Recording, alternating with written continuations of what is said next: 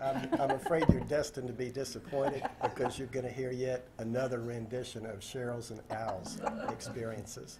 And I say that because I never intended to become an administrator. In fact, I resisted the idea of becoming an administrator. I started out in Virginia's community colleges as an adjunct instructor of English, and teaching is all I ever wanted to do. I spent a summer semester after graduate school. I did go to graduate school before I hit the job market. But after I got out of graduate school, I spent a summer semester teaching English at Wytheville Community College. With the exception of 1 year, which I spent teaching at Virginia Tech, I spent the entire rest of my career in Virginia's community colleges. But after that stint as an adjunct instructor at Wytheville, I taught for a year at Virginia Tech, and then I went to Virginia Western, and I spent 30 years of my career there. I started out as an English instructor, a mild-mannered English instructor, I might add, and envisioned that I would be doing that with fulfillment for the rest of my life. But the individual who happened to be the president at Virginia Western at the time had other ideas, and early on he decided that I should become an administrator. He wanted to lure me over to the dark side. That means you go to work in the dark, you go home in the dark. That's right. You live in the dark. That president was Charles Downs, and really he manufactured a series of administrative experiences for me, hoping to lure me over to the dark side. So while I was an instructor of English, he appointed me to be the program head of English. Then he decided that that wasn't enough, and so he stretched me completely beyond my comfort zone and made me the interim director of development, of all things. So I became the college's chief fundraiser. This was supposed to be a tour of duty that would last for only 2.5 months, but it was a tour that stretched into 2.5 years. So at that time, I was teaching English classes. I was serving as the interim director of development. I was the program head of English, and he decided that wasn't enough. And so he created another set of experiences for me. He decided to make me the director of distance learning. Now you have to understand that at this time, distance learning had not become the rage that it is now. These were the early days of distance learning, so this was a startup program. So I was still teaching an English class during my lunch hour, but as I was also serving as the interim director of development, the director of distance learning, and the program head of English. He finally whittled down my job responsibilities to some extent because he made me the interim division chair of humanities. So I lost the program head of English position, though I continued to teach and continued to do distance learning and development for a short time. And you're beginning to sense one of the other themes that has characterized my career. I've sewn together an entire career through interim positions of one sort or another. So I was the interim division chair of humanities. Finally, I got a real job, a permanent job, and I became the dean of humanities. But I still maintained an outpost in the interim world because during one phase when we decided that we needed teachers more than we needed administrators, I was serving as the director of distance learning, the dean of humanities, and the interim dean of science, mathematics, and health technology. There was one weekend when I almost electrocuted myself putting in an over-the-range microwave oven. And when I came back to the college and told Dr. Downs about it, his reaction was this. He said, and he talked in this nasally voice, he said, "Oh, that's terrible. I would have had to hire 3 people if you died."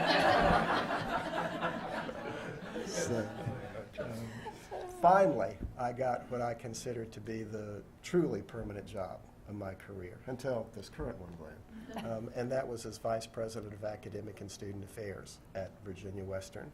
And I spent about 6 years in that position before the gentleman to my immediate right manufactured another set of experiences for me. Another interim. Yeah, another interim position, exactly.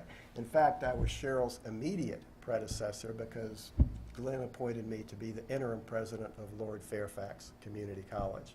So I spent not quite a year in Middletown and Lord Fairfax, came back to be the vice president of academic and student affairs at Virginia Western. very much like you, Al, I'd made a commitment to my children that I was going to stay in Roanoke until they graduated from high school. And it just so happened, whether you want to call it fate or predestination or coincidence or whatever, that the position at CVCC became open when my younger child graduated from high school. So the position came open, I applied for the job, and was fortunate enough to get it. Mr. Chancellor, we asked your esteemed presidents to limit their bio to 3 minutes. So as you want to do yours, can we have under 5? Oh, yeah, sure. I'll do it in 3. That seems to be the standard right now. Late 1970s, I'm a social worker at a grad school working with juvenile delinquents. Best experience that's helped prepare me to work with college presidents. Sharon never likes it when I say that. Because The other thing he says is that he points to his experience as a Little League umpire. 4 years of that helped too. I've never been a college president. I don't know if you know that. Chance favors the prepared mind. You can't control chances, and I think you heard that. But you can control how prepared you will be. In this business, to get fully prepared, I would suggest 2 things. When folks ask you, hey, will you take on this, say yes. And a lot of people are afraid to do that. If someone says, well, can you get in the game, that player's out, down, say yes, jump in the game, even if you have self-doubt. The other thing I would suggest to you is, if it was on those flip charts, without a terminal degree, your chances are far less. So, I tell you, if I can get that terminal degree, you can too. So for you 40-somethings out there, and you're working on it, keep working on it, because that's the preparation. And without it, there will be chances that you can't reach for it. So for me, real quick, I was a faculty member for 10 years. They hired me. I was 26 years old. I was perfectly happy being a faculty member. And I had completed my doctorate, which incidentally took me 8 years after graduate school to do, 100 miles each way. The programs are much more friendly today than working adults than they were back in the 80s. And I was pointed toward that presidency. I was a dean at Genesee Community College, and the president said, there is this opening in the chancellor's office at SUNY Central. I said, it's not on my radar to go in a corporate office. And one thing led to another, and I was hired as the kind of lieutenant under the vice chancellor for community colleges. In a world that I had never even aspired to, and quite frankly, never had worked in that world. This is a place where you don't see students, and I'm literally in meetings with people that I've read about in textbooks, because SUNY for a long time had outstanding leaders. I was just kind of blown away. Gosh, I'm in the room with these folks. That vice chancellor for community colleges in my 6th month left. And the chancellor of the system, Tom Bartlett at the time, walked in my office and said, Glenn, Ernie just left. Can you do the job? Right? There's the opportunity. Hey, I can get in the game. I said, sure, with a lot of doubt. And he said, move into the office. And, the other thing I would suggest to you is, learn, work for leaders that you can really learn from. Even the bad ones have something to teach you.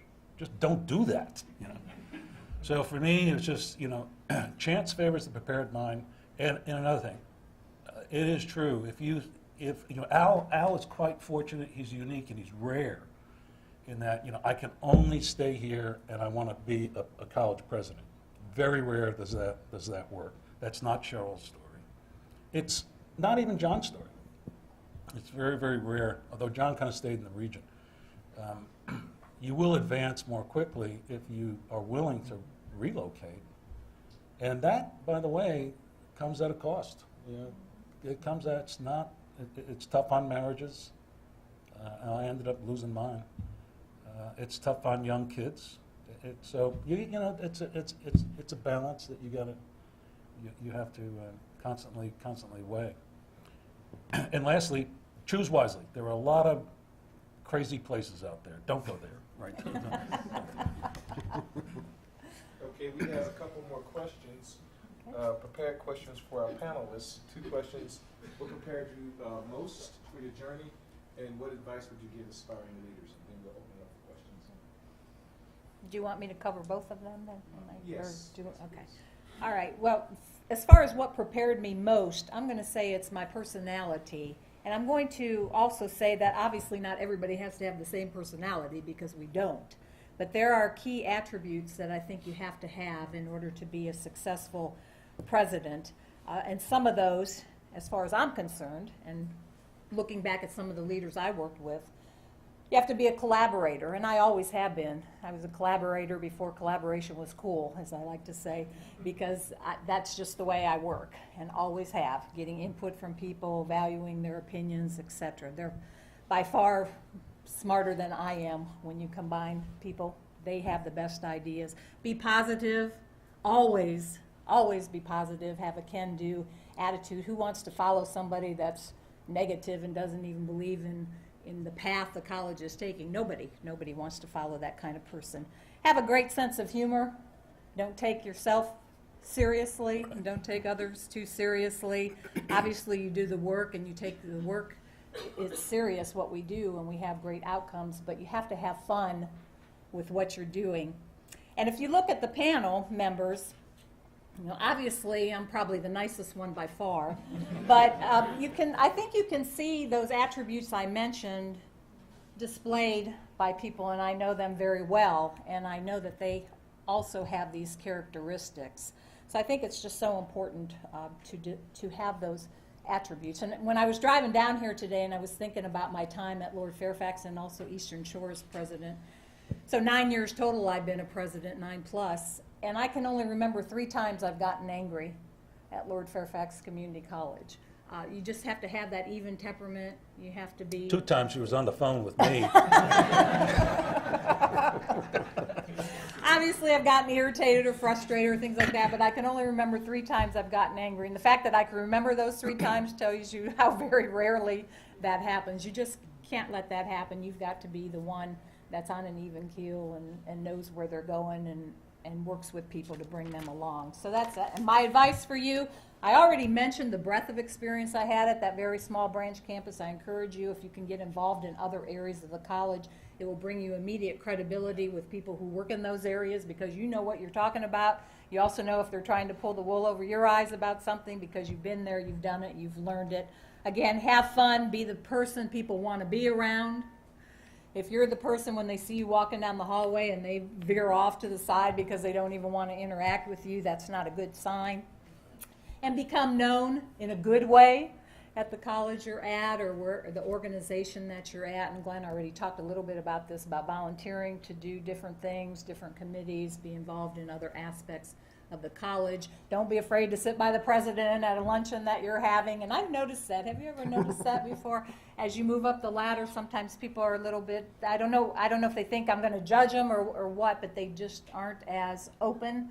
So don't ever hesitate to let people know who you are and what you're doing and the successes you are having and the career aspirations that you have, and ask advice. I love to give advice. Usually it's good, but I do love that. So that's Dr. Roberts? A lot of this will probably sound pretty repetitive because, we in thinking about this, I think one of the things for me that has contributed to my success was that when I finally found the community college, because I didn't have a lot of experience with community colleges until I went to work at Southside.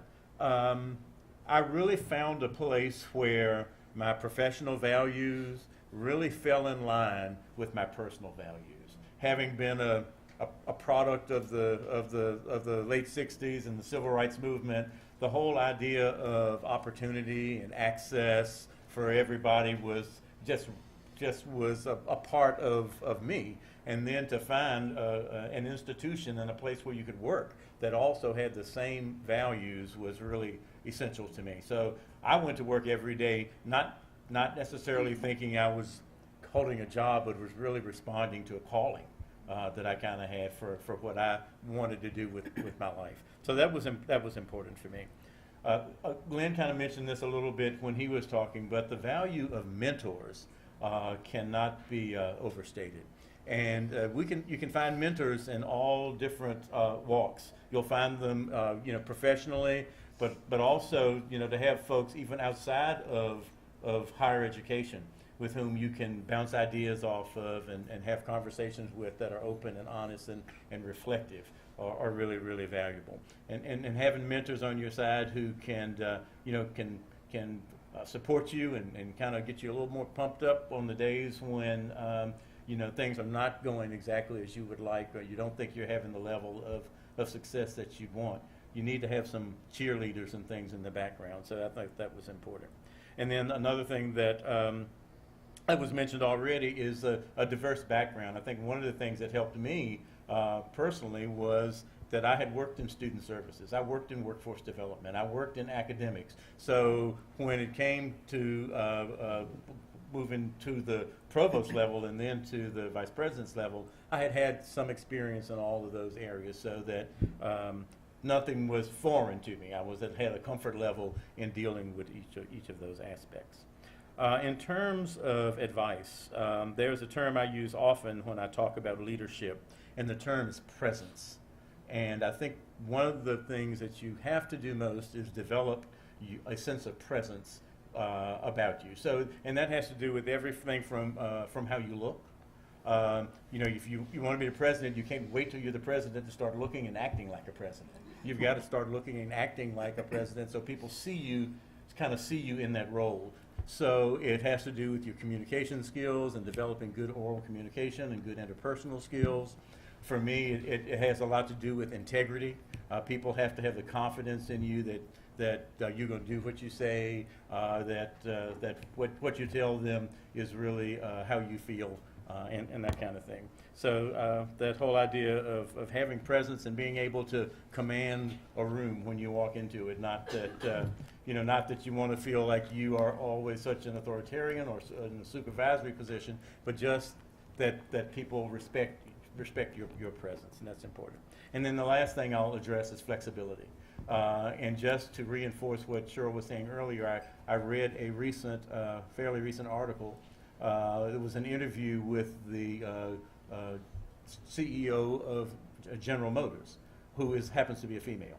And they asked her what was the single thing that she thought contributed most. She started off as a plant worker and has now moved into the position of CEO. And she said, I never turned down an opportunity for advancement no matter where I had to go. And if I had to pick up my family and move halfway across the country, I picked up my family and moved halfway across the country. And so that willingness, that flexibility, and you heard all of us talk about opportunities that we had never anticipated. So being prepared so that when those opportunities come, you can say, yes, I'd like to do that. Dr. Capps and Chancellor, 3 minutes if we could. That way we have a little time. Together? Have a couple times, a little moment for Q&A. Just real quick. I know you must be thinking, how did that guy ever become a president? Because he doesn't have a single original thought in his head. Because most of what I'd say would just echo what Al and Cheryl have already said. The diversity of experiences across a wide array of areas, that's crucial if you aspire to be a president. The mentors, make yourself vulnerable to their lessons. From Charles Downs, I learned about the internal management of a college. From Bobby Sandel, I learned about the importance of community relations. And from this guy, I learned how to facilitate large-scale, I'm not going to say change, but large-scale progress. Because one of the lessons that Glenn taught me long ago is that nobody likes change, but everybody likes progress. As far as advice is concerned, take advantage of every opportunity, as Al just said. And a little bit of philosophical advice. If you aspire to be a president, do it for the right reasons. Don't do it to satisfy your ego. Don't do it for glamour. Never lose sight of the fact that our duty, our mission, is to serve students. Never forget that students always come first, and always remember that it's never about you. It's about the community and the college and the students you serve. I'll just be very brief. It's perfectly fine to aspire to leadership roles, but not the presidency. I mean, I know plenty of folks that are very, very happy as the chief academic officer. I know plenty of folks that they just love being a division dean because they're so even closer to faculty. So wherever it takes you, that's fine, but it just doesn't have to be a presidency. 2 more comments. If you do aspire to leadership roles, you have to be prepared to accept rejection. No one has been rejected for job offers more than me, and it's worked out pretty well for me. I have run 3 state systems, but I've been rejected probably more than anybody. It's going to happen. And just say, too bad, and just move on. It will happen. And sometimes it's going to break your heart because you really, really wanted it. It just didn't work. Something better is going to happen down the road. And lastly, you've heard the expression, Chris and I were talking this morning, we got a kind of a chuckle out of it. The expression that it's good to know people. It's better when people know you. when people know you. So. Absolutely. Thank you. All right, well, it's your time. We have 5 or 7 minutes here, and we'll have time for a few questions. So we'll let you ask a question. Please talk into the mic. You have one there? Okay, excellent. I want to thank you all. I really enjoyed your story so very much. I just think that's wonderful to hear your journey, and I appreciate knowing that. But one thing I really want to know, now that I know your job and I know your history, what is your work? What do you do when you get into the college at 6 a.m. in the morning? And, is it, I know many of you attend meetings all day, but if you could just kind of give us a sense for that pie, I would really appreciate it. Yeah, I'm curious.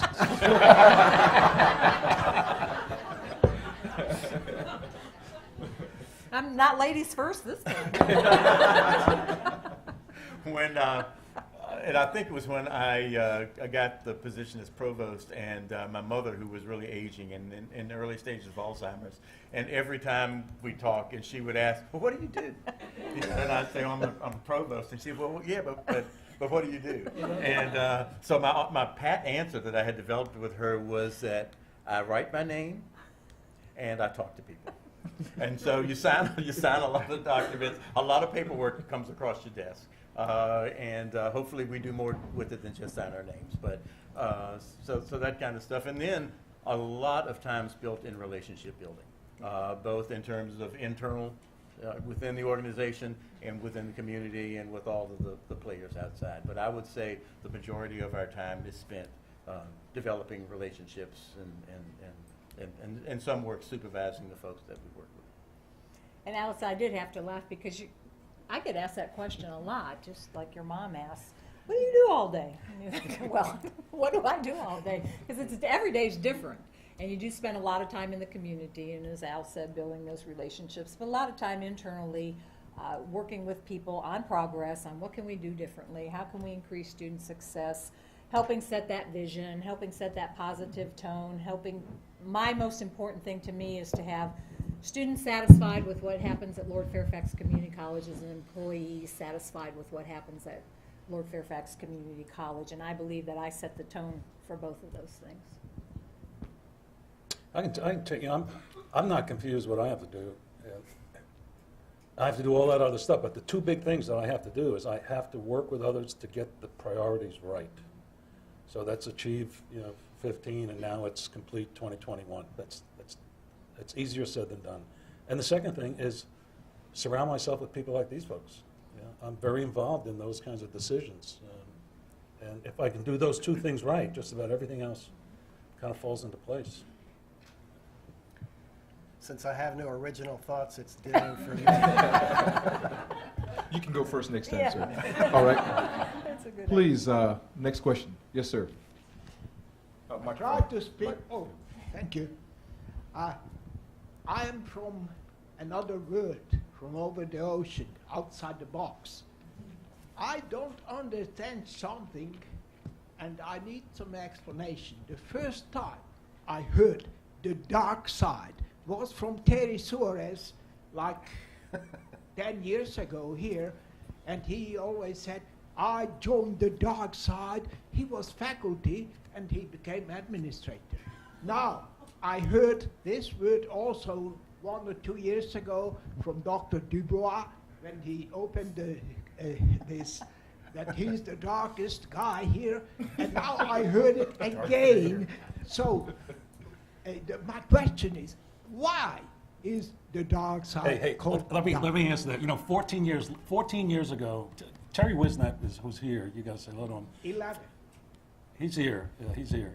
He's here at this conference. 14 years ago, he had me dressed up as Darth Vader at this conference. We did a whole big thing, but I'll tell you the dark side thing.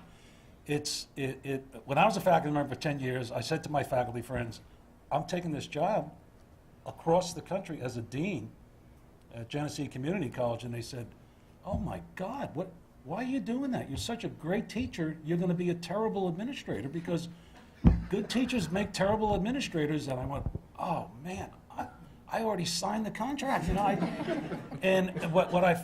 know. Faculty have a tendency, we used to look at all of these, I call them baby deans, get in front of the meetings and hand out all this paper, and we would just sit there as faculty members go, that has nothing to do with my world. It has nothing to do, I mean, it's this, you know, they're justifying their work. And so there's a disconnect between, you know, these, at least I'm going back 30 years, that, you know, what do they do? And I know what we do. But it was a kind of a stereotype when you were a faculty member and you're going over, you know, to the dark side. And it was true. I had to start waking up in the dark and coming home in the dark when I became a dean. But I found this out. And this is for you teachers out there. Great teachers make great administrators for the same reason why they're great teachers. And Terry Suarez was a great chemist in the classroom, and he became a great president. He was a great And he president. pissed me off when he turned 65 and stepped down and retired and said, "I'm done." And I said, "I lost one of my best." But great teachers make great. They're great leaders. Teachers inspire people. That's what great leaders do. Right. One final question. Ed, can I just Oh, add please, to sir. that? Do I have a chance? Yeah, well, I thought you wanted to go first. Well, I just wanted to respond to that because I'm the one who coined the phrase "the dark side" today. And I can pinpoint a moment in my career when I decided that I did want to pursue an administrative career. For as I said earlier, I never wanted to be an administrator. It's not that I didn't want to be an administrator, I didn't want to be an administrator because I viewed that as a turning toward the dark side. But I was having one of these conversations one day with Charles Downs, the president at Virginia Western, and I said, "You don't understand. I love teaching. I love working with students. I love being in the classroom." And he turned it around on me and he said, "No, you don't understand. If you become an administrator, the college is your classroom." And that was the moment when I really began to think that perhaps I could make the same difference at a department or in a college at a different level that I was trying to make in the classroom. And that's what turned me in the direction I finally took. That's a great original thought, sir. Finally! One final question, and then we're going to be out of time. Who has the final word? Come on. Yes, ma'am. And I apologize, I came in late. My allergies are getting the best of me, and I didn't want to be disruptive. So, but I'm glad you said that, or all of you said that, because that's been my biggest fear. I've been told I'm a great teacher. I've been a nurse almost 20 years, and I'm starting to kind of feel the call, like I would like to do more. And so I'm really glad that you said that great teachers can be great administrators, because I was afraid, okay, I just don't know how well.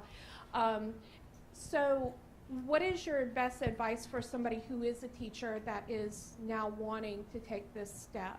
Well, I think for faculty members, your next step would, I'm speaking kind of a logical pathway. Department chair, if you have those things, division chairs, which I know you have.